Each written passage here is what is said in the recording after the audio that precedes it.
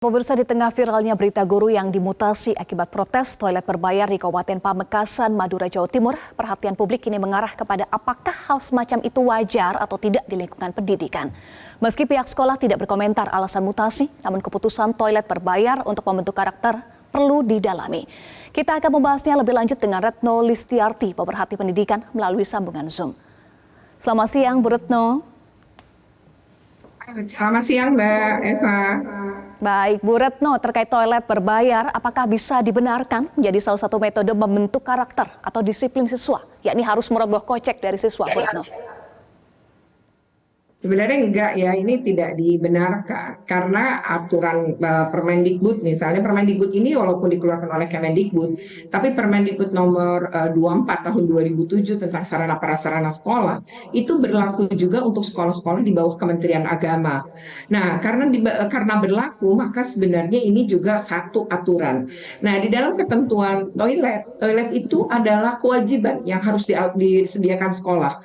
Bahkan di dalam ketentuan Permendikbud itu menyebutkan luasnya harus 2 meter, kemudian juga harus ada air, tempat penampungan air, harus juga ada gantungan bajunya gitu ya, harus ada tempat sampah, kemudian juga sama sekali tidak diatur gitu ya, misalnya soal kewajiban anak untuk membayar gitu, walaupun alasannya membentuk karakter ini tidak tepat karena di dalam Permendikbud itu dengan sangat jelas menyebutkan itu kewajiban yang harus Baik, disiapkan sekolah dan dapat digunakan oleh seluruh warga baik. sekolah tentu tanpa biaya gitu. Jadi aneh sebenarnya menerapkan seperti ini walaupun dengan alasan atau niat baik sebagaimana Baik. disampaikan oleh kepala madrasah tadi ya, niatnya Iya, adalah Bu Retno. agar anak tuh nggak bolak-balik ke toilet. Nah, kalau nggak bolak-balik ke toilet atau sering ke toilet, ya harusnya ini diatur, dijaga gitu. Dan itu sebenarnya hal yang bisa dibuat gitu oleh oleh sekolah gitu untuk Baik, Bu agar anak Retno. tidak bolak-balik itu ada caranya. Jadi bukan Aha. dengan membayar toilet ini gitu di Iya, lingkungan seperti yang sekolah. disampaikan oleh Kepala Man 1 Pamekasan, mengklaim dengan memasang tarif toilet akan menumbuhkan kesadaran siswa menjaga toilet. Nah, menurut Anda apakah ada korelasinya membayar dengan kesadaran? Nggak ada sebenarnya ya korelasi gitu antara membayar kemudian kesadaran untuk memelihara kebersihan toilet misalnya. Karena tadi uang yang dikumpulkan pun katanya disumbangkan gitu ya. Tetapi memelihara toilet atau mengatur bagaimana anak-anak ke toilet itu sebenarnya ada cara. Cara itu misalnya menggunakan nomor ya.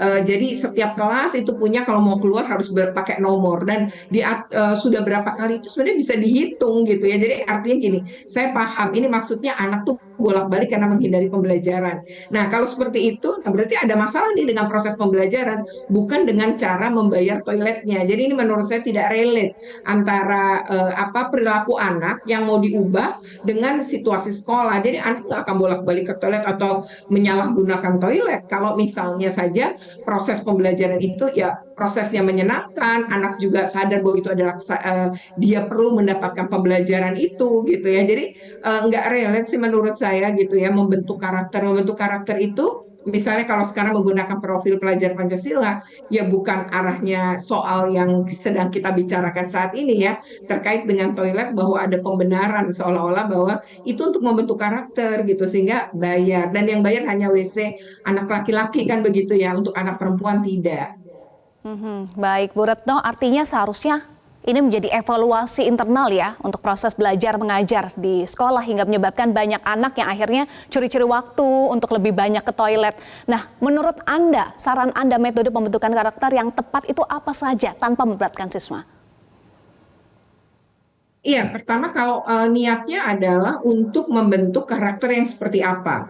Kalau karakter tanggung jawab terhadap lingkungan kebersihan sekolah, maka sebenarnya itu bisa dibuat sebuah sistem yaitu gotong royong atau kerja bakti secara rutin pada lingkungan sekolah. Misalnya per minggu gitu untuk membentuk tanggung jawab anak-anak. Yang kedua adalah sebenarnya kalau kita berbicara kebersihan, itu kan dalam Islam juga disebutkan kebersihan dan sebagian dari iman. Nah, ini yang kebetulan yang kita bisa lakukan adalah ini kan karena basisnya agama ya sekolah ini. maka kan tepat juga gitu menggunakan nilai-nilai dalam Al-Quran untuk memastikan bahwa anak-anak itu akan bertanggung jawab gitu terhadap kebersihan, bahwa kebersihan itu bagian dari iman dia.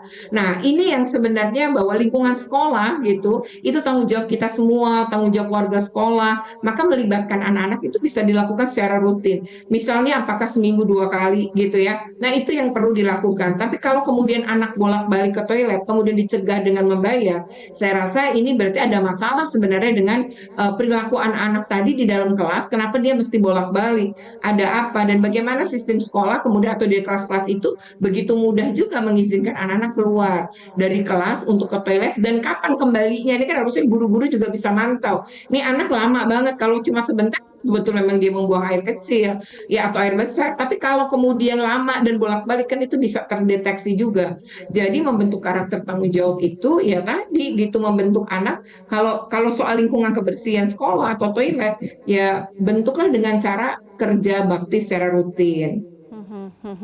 Ya, menarik tadi Ibu sampaikan bahwa bisa dengan mengaplikasikan ya nilai-nilai agama agar bisa diterima dan juga diaplikasikan oleh anak-anak karena tadi sesuai dengan Al-Quran ya kebersihan sebagian dari iman.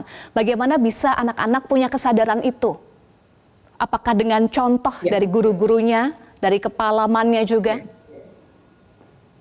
Ya betul, anak-anak itu perilakunya menurun, dia itu meniru, Mbak Eva, betul. Jadi guru, ya kepala sekolah, guru, ya itu adalah role model bagi anak-anak. Jadi kalau memang mereka juga menjaga kebersihan, mereka juga tidak boleh toilet, kemudian mereka punya tanggung jawab juga terhadap kebersihan tidak hanya toilet ya di lingkungan sekolah, misalnya ada sampah ada di depan kelas, lalu gurunya mengambil, dilihat oleh anak yang lain, taruh di tong sampah. Ya jadi dia ikut mengambil, bukan nyuruh misalnya sampah tolong ambil, tapi dia ikut ngambil. Terus ya itu coba yang sana kamu ambil. Jadi ini adalah role model walaupun anak SMA belum tentu juga punya kebiasaan-kebiasaan seperti itu kan. Jadi itu memang harus dibentuk oleh sekolah. Jadi kalau misalnya sekolah disebut ada tulisan-tulisannya tidak boleh membuang sampah sembarangan, harus jaga kebersihan, tulis kebersihan sebagian dari itu mengingatkan anak-anak juga kalau ada tulisan itu, sambil guru-guru juga menjadi role model bagi anak-anak menciptakan kebersihan. Misalnya, oke, masuk guru nih, guru masuk kelas, kemudian bilang, oke, coba cek semua laci di meja kalian, ada sampah nggak? Begitu ditengok, oh ada sampah, oke, semuanya ambil sampah itu dan taruh di tempat sampah. Jadi kita nggak akan mulai belajar sebelum semua meletakkan sampah itu di luar. Nah itu misalnya bentuk seperti itu gitu, membangun karakter itu. Jadi tidak dengan cara membayar gitu ya. Biasanya juga misalnya sampah berserakan, ya udah bayar OB nggak apa-apa. Berarti kita semua orang tua patungan bayar OB agar sampah ini bisa bersih di sekolah kita. Tapi kan bagaimana anak-anak terlibat dalam pengelolaan sampah? Bahkan bagus lagi kalau sampah dipisah, sampah plastik, sampah basah. Nah itu udah levelnya udah lebih baik lagi dan jelas itu bisa dilakukan di lingkungan sekolah.